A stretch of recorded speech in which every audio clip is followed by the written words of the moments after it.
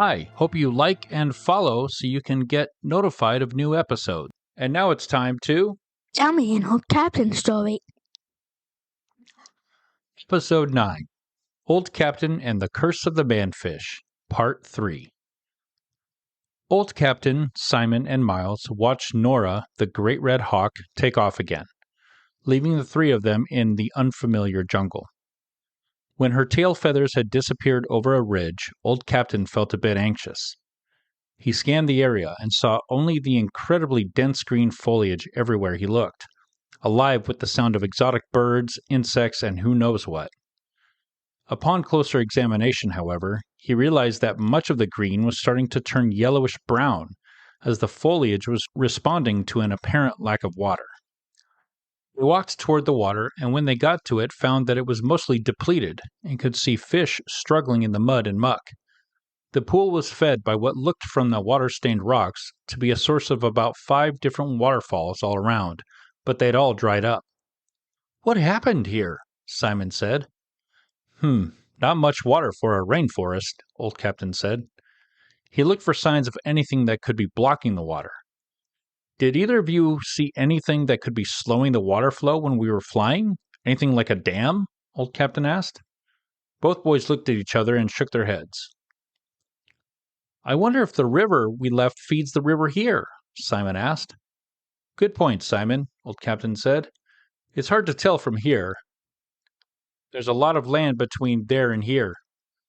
Maybe the water is dying too, and that's why the jaguar stole the heart of the river," Miles commented. "That's correct." Everyone looked to see who had spoken. The jungle was still, and the chirping stopped. Nobody and nothing made a sound. Old Captain put a hand on his sword. "Who said that?" A big yellow and black shape burst from the tall grass, mere inches from Old Captain and the boys, and knocked the old cavalier to the ground, pinning him there. It was the jaguar. Old Captain felt the wind knocked out of him, and struggled against the weight of the big, muscly cat. "Hey!" Brave Simon drew his sword and went to defend Old Captain, but the jaguar growled and gave him a look and put a razor-sharp claw up and held it to Old Captain's neck. I wouldn't do that if I were you." Miles thought to conjure a spell, but was unsure what would be helpful right now. "It's okay, boys," Old Captain said as he held his hands open, showing surrender. "Just stay right there. Let's hear what the big cat has to say." "I am Jazara," the jaguar said. "Be careful, human.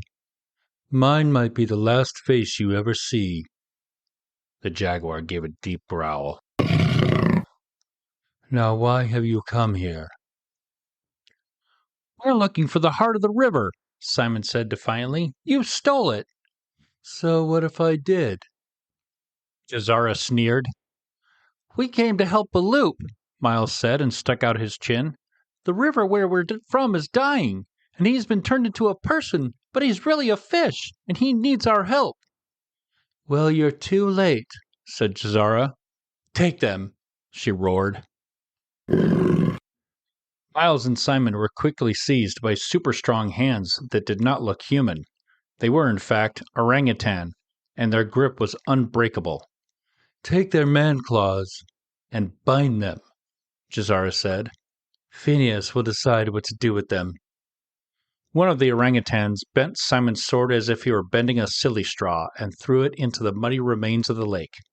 5 big orangutan guards came over and crudely bound Miles, Simon's, and Old Captain's hands with strong green vines that had been freshly torn from their roots. Old Captain looked toward the sky for Nora the great red hawk, but she was nowhere to be seen. Jazara the jaguar led them into the thick darkness of the jungle. They walked down a draw through the thick brush under the green canopy of trees. It was stark how little light got through there. Several times they all tripped and nearly lost their footing for the dark and unfamiliar ground before them that was often tangled by roots. The trees there looked more alive than the trees from the pine forest. Their trunks and branches were often green and appeared like long muscles that sprouted from the ground. It wasn't long before they came to a level area where there was a small pond and trees overhanging it. They were led to a spot with a few large boulders next to some of the strangest trees any of them had ever seen. They were called walking palms, and their roots were exposed in such a way that they stood out of the ground as if the tree had legs in various positions, like it had been caught trying to walk away. The orangutans bound the adventurers' hands around the thick roots of a walking palm. Old Captain's sword of arrows was taken from him, and the orangutan who held it looked at it and took it with him and leaned up against a tree trunk where it could keep an eye on them. On top of a flat rock, at the center of this area, was coiled the biggest snake any of them had ever imagined. The snake's head was bigger than a football. The orangutan guards stepped away and climbed up into the trees or squatted on the ground far away from the snake. "It's a green anaconda," Simon whispered. "It's the biggest snake in the world." "Is it going to eat us?" Miles asked. "That remains to be seen," came the voice of the snake. Old Captain felt a chill slither down his spine. Jazara the jaguar sat on her powerful haunches and spoke to the coiled serpent. "They came for the heart," Jazara said. "Of course they did." Old Captain noticed something in the jaguar's tone toward the snake. "I have fulfilled my purpose, my compact, Phineas," said Jazara. "It's time to fulfill yours." The huge anaconda raised his head lazily, uncoiling just enough to show something nestled inside the circle around which his body curled. It was two little fur balls with faint spots and bright white whiskers. Cubs, Old Captain thought. Between the two cubs was a large blue-green stone, or gem, that looked wet and shiny and had a faint, pale glow from within. The heart of the river, Old Captain thought, and he's holding her cubs hostage.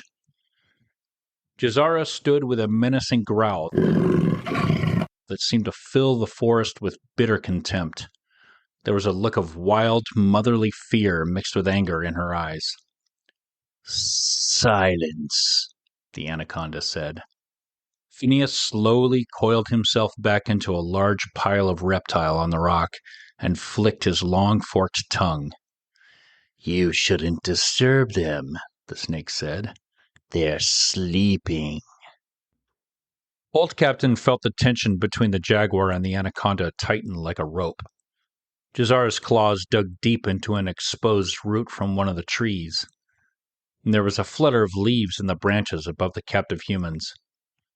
Jazara appeared to swallow her rage. Her whiskers trembled. Old Captain cleared his throat. "If I may, perhaps we can help one another." Both the snake and the jaguar kept their eyes locked on one another and did not acknowledge the cavalier. Old Captain glanced over at the orangutans. A few of them were handling his sword. "I'd tell them not to do that if I were you," he said loudly. "Not to do what?" Jazara asked without taking her eyes off the snake. Simon saw what Old Captain was doing and smiled. "That sword is possessed," Old Captain said. "If they unsheath it, I can't be held responsible for the bloodshed." "You're lying," said the snake. "He's not," Simon added. "I've seen it. It's a demon sword." The jaguar and the snake both stopped staring at each other and looked at the orangutans with the weapon. The apes had not yet figured out how to take it out of the scabbard. "What will the man-claw do?" asked Jazara. Miles, Simon, and Old Captain shared a look. "If anyone but me draws that blade, it will drive them mad with bloodlust. Nothing can control it. Save me." As Old Captain talked to the snake and the jaguar, Miles felt tiny legs crawling over his hands, which were bound to the tree trunk. It was a procession of ants. "I don't know about you," Old Captain continued, "but an orangutan is stronger than 10 men, and the thought of one of those guys," he gestured with his head to the group of primates, "wielding 3 feet of razor-sharp steel, is not a pretty thought." "Bring me the man claw," Phineas the serpent said. Jazara gave a growl. He went to the group of orangutan guards, and with one menacing growl, she convinced the one holding the sword to drop it. She picked it up in her teeth and brought it over to the big rock the snake was coiled heavily upon. She dropped it on the ground, and you could just hear the muffled, "Hey!" Simon never stopped trying to get his hands free, but the binding was too tight, and his wrists were starting to chafe on the rough vines the orangutans used. He looked at his little brother Miles and was puzzled by the young wizard's calm. "Why aren't you trying to get free?" Simon whispered. Miles smiled, as he'd been hearing the ants talk and sing while they went to work on the vines. Within moments, his binding fell to the ground and his hands were loose. He rubbed his aching wrists, but did not bring his hands around yet because he didn't want their captors to know he was free. "Thank you, little friends," Miles whispered to the ants. "But may I ask why you're helping us?" "Because I asked them to," said a voice from behind Miles. "Who's that?" Miles asked softly. "Me. You're tied to me." "Another talking tree?" Miles whispered excitedly. Old Captain was unaware that Miles was now free and had started talking to another tree. The jaguar and the snake did not seem to notice either, as they were debating what to do with their captives. Once again, Miles was the only one who could hear the tree talk, so he kept his voice low to avoid drawing any attention. "Why are you helping us?" he whispered. "My name is Miles, by the way. What's yours?" "My name is Wallard," said the tree. "Marcia Tallbark asked me to look out for you." Miles lit up at the sound of Marcia's name. Could she really have communicated with another tree so far away? Fascinating. I didn't know tree roots could reach so far. "Our roots span across all land, but you must contain your excitement, little sapling," Wallard continued. "The ants are going to get your friends free too, but the snake and the others mustn't know." Miles simply nodded, understanding, and smiled. Just then, Jazara the jaguar looked at him. She wrinkled her nose and narrowed her eyes. Miles quickly looked away. The big cat stared at him for a moment, and then looked back at the snake. Miles felt the tension between the two jungle creatures, and thought at any moment the jungle cat would pounce. Old Captain attempted to negotiate with Phineas. "I have to ask," he began sheepishly. "What happened here? When was the last time it rained?" "There's been no sky water for a full moon," Phineas said. "The rivers are drying up." "That's why you took the heart of the river?" asked Simon. Old Captain noticed that a few of the orangutans had looked over or leaned in to hear what was being said. He saw that Jazara noticed this too, and wondered how strong the allegiances here were. "The why is not your concern, two-legger," Phineas the anaconda said. "My point is," Old Captain continued, "is that you don't need it. This is a rainforest. You may be in a bit of a drought right now, but you won't be forever. The rain will come again. But you know that, don't you? So why take it? There must be another reason." Old Captain noticed then that Jazara the jaguar looked at the snake as if she had just learned something new. "He didn't tell you, did he?" Old Captain said to the big cat. Jazara growled. Simon was still trying to get his hands free when Miles got his attention. "Psst," Miles said. "Simon, just stay still. We have help."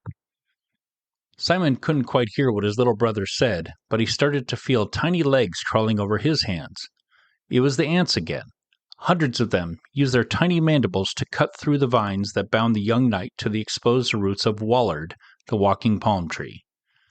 "Be careful, little sapling," Wallard the tree said to Miles. "The snake is a very powerful creature." Jazara the jaguar stepped closer to the great snake. "You lied to me," she said. "Now, give me back my cubs." With each word she took another step closer, real malice in her voice. Old Captain looked at Simon and Miles, unaware that Miles was actually free from the binding, and that Simon soon would be. Boys, he whispered, I think it's about to go down. We must get free. I have an idea. Be ready. The ants had worked quickly for Simon, and he felt the blood return to his hands that had been so tightly bound. He flexed his fingers. We already are free, Simon whispered back to Old Captain. How'd you do that? The Cavalier whispered back. Ants and trees, Miles whispered. The snake and the jaguar were facing off again. This time, it appeared the snake was taking the jungle cat seriously. The orangutans started to stand from their squat positions in the surrounding trees. Phineas uncoiled himself and loomed high above them all. He must have been 40 feet long and over 3 feet wide at his thickest. The jaguar cubs inside his coil started to stir with little coos and yawns as they stretched, blissfully unaware of the danger they were in. Jazara fretfully stepped forward. You're making a mistake, Phineas said. One of the orangutans came forward. Old Captain eyed his sword lying at the base of the snake's big rock. It was only a few feet away, but he was still bound. He did not want to tangle with an orangutan, but was resolved to do so if it came to it. Something started crawling over his fingers now, onto the vines tying him to the roots. Before he could react to the sensation of ants crawling over his hands, he felt a tap on his hat, and then another, and another. It was starting to rain. The orangutans reacted with a loud, howling, whooping sound.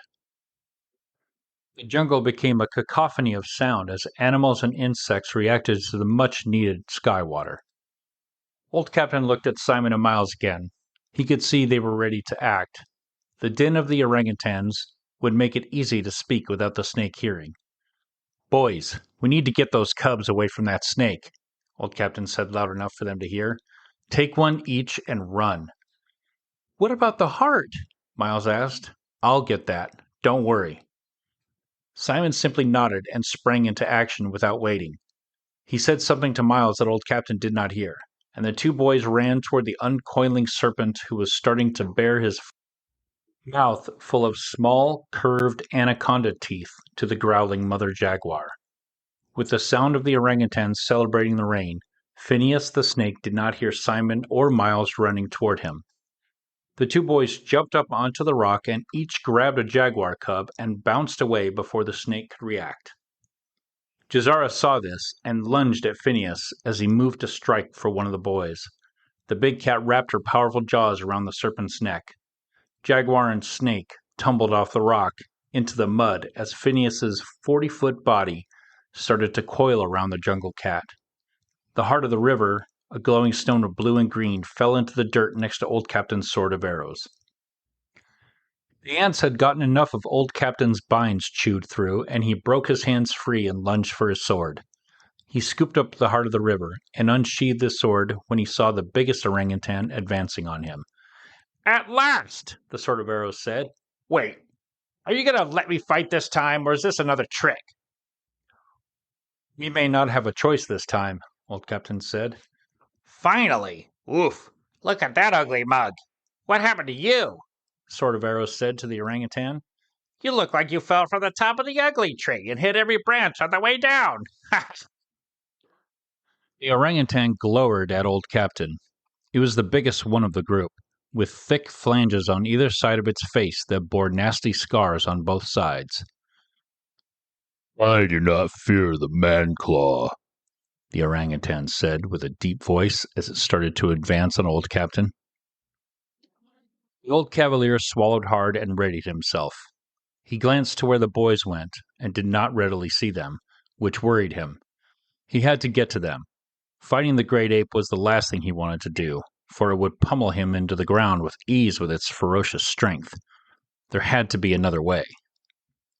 Simon and Miles ran with the jaguar cubs, who were the size of boxer puppies. Rain pelted them, and the ground quickly became slick with mud. They heard something behind them and stopped to see. It was the cub's mother, Jazara, fighting ferociously with Phineas, the huge anaconda. The green snake had long gashes made by the jaguar's claws and teeth, exposing pink flesh beneath. Her powerful jaws were locked on the snake's body, but then he squeezed hard and caused her to let go and give out a terrible cat wail of pain. Simon turned to Miles. "We have to do something, or she'll die." Simon tried to think of what he could do. His sword had been bent into a U when they were captured and thrown into the mud, and Old Captain had his sword. "Quick, what are snakes afraid of?" Miles asked. Simon, his brother knew, really liked snakes and studied all about them online and had done a book report on them too. Simon thought for a moment. I don't know. He couldn't think of any animal that would scare such a snake as Phineas, but then it came to him and he snapped his fingers. "Noise! Loud sounds! They don't like loud sounds!" Miles quickly searched his knowledge of what he could do to produce the loudest sound to stop Phineas the snake from killing the jaguar cub's mother. He was frantic. Then something that Frank the lizard, who was a wizard, said to George, the snail sorcerer, came to mind. George had asked Frank how he can change his shape from a lizard to something else so quickly, like when he changed into a frog. Frank had said, "I just think of what it is I need to be able to do, and the shape just comes to me. I don't choose it. I just accept it and do whatever it is that was needed." Miles remembered liking it for how simple it sounded. He concentrated with all his wizardly might, and then said, "I need to be the loudest creature on Earth, right now!" Phineas the anaconda squeezed again, and Jazara let out another terrible cry of pain, as the air was leaving her jaguar lungs. The snake started to laugh at Jazara's struggle. "Did you really think you could win?" he said. "Now you'll find out what it's like to be food." Jazara was losing consciousness when she saw the snake's hideous mouth open above her. Then, suddenly, the earth around them shook with a massive quake of something enormous falling close by. Then came the most deafening sound anyone had ever heard. Simon held the two jaguar cubs and watched as his little brother went from being a small wizard to a fully grown giant of grayish-blue skin with no arms and a massive head. Miles had become a 65-foot, 45-ton sperm whale. Simon remembered it then, from a class film about creatures that made the most noise. The sperm whale is actually the loudest creature on Earth. "Oh my gosh!"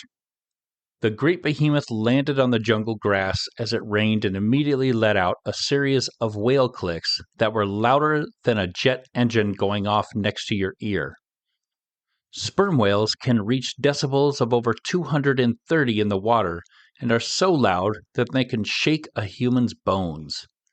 The sound knocked Simon down to the ground and made his ribs hurt. Every living creature, from Old Captain to the orangutans and even the little jaguar cubs, was stunned as their bodies rattled and eardrums rang. Phineas, who, as a snake, was extremely sensitive to loud noises, was so affected by the incredible sound that he went completely limp and lost all consciousness. Jazara the jaguar felt an immediate relief from the constricting force of the snake's formidable grip and was able to breathe again. She managed to get free from the weight of his nearly 500-pound body. Jazara left the massive snake and quickly ran to her little cubs and immediately picked them both up in her mouth and took them to a tree far away from the clearing. Miles could only hold the form of the massive whale for about 10 seconds before he changed back to a boy and fell unconscious from the strain. Simon ran over and caught his brother as he fell and laid him down gently. "Miles, are you okay? Wake up," Simon said worriedly. Old Captain and the ape had been knocked off their feet by the explosive sound and crash of the great gray mass that landed in the middle of the jungle clearing. When he opened his eyes, all Old Captain saw was a whale? He rubbed his eyes as his ears rang so loud he couldn't hear anything else. When he looked again, the creature was gone, and the orangutan was nowhere to be seen. Old Captain got to his feet and grabbed the sword of arrows. "Did we get him?" the sword asked. Old Captain shook his aching head. I don't know. Maybe. He put the heart of the river in his pocket and collected himself, surveying the scene and looking for the boys. He couldn't see the snake or the jaguar from where he was standing. He sheathed his sword and looked where the giant whale had been moments before to see Simon kneeling over Miles. Old Captain immediately broke into a run to get to the boys. Rain started coming down harder when he got to Miles and Simon. Is he okay? Old Captain asked. I don't know, Simon said. The worry in his voice was unmistakable. Old Captain bent down to see the little wizard. He didn't see any signs of injury. The boy looked as though he were peacefully asleep. Old Captain felt a strong pulse, and his heart lifted. He's okay, Old Captain said. Simon was visibly relieved. What do we do now? He asked. We have to get back to that clearing where Nora dropped us off. Old Captain bent down to pick Miles up when he saw Simon back up and the color drain from his face. Old Captain reached for his sword, but it was too late. He felt his arms pinned to his sides as a massive creature surrounded his body. It was Phineas again. The green anaconda had regained consciousness, and he was angry. The heart is mine, Phineas hissed. Let him go! Simon shouted helplessly. Old Captain's armor was the only thing saving him from being crushed to a pulp. His old conquistador breastplate started to strain and creak as metal does under enormous pressure. He tried to move his arms, but they were pinned to his sides and in such pain. The snake faced him now with his mouth open. Old Captain learned in that moment that an anaconda's mouth does not have fangs like venomous snakes, but has 2 rows on top and 2 on bottom of teeth that curve backwards toward its throat. Miles stirred at Simon's feet, and his eyes started to open. What he saw was something out of a wild, weird, and somewhat scary dream. Old Captain was being squished by the giant snake Phineas like a tube of toothpaste. Simon was yelling for it to stop when suddenly a yellowish blur passed over his eyes, and the jaguar, Jazara, was clawing at the snake's huge body. But that wasn't the weirdest part. The weirdest part was the thing that came from the sky. And that's all for now. Tune in next week for the conclusion of Old Captain and the Curse of the Manfish. See you next time on Tell me an old captain story.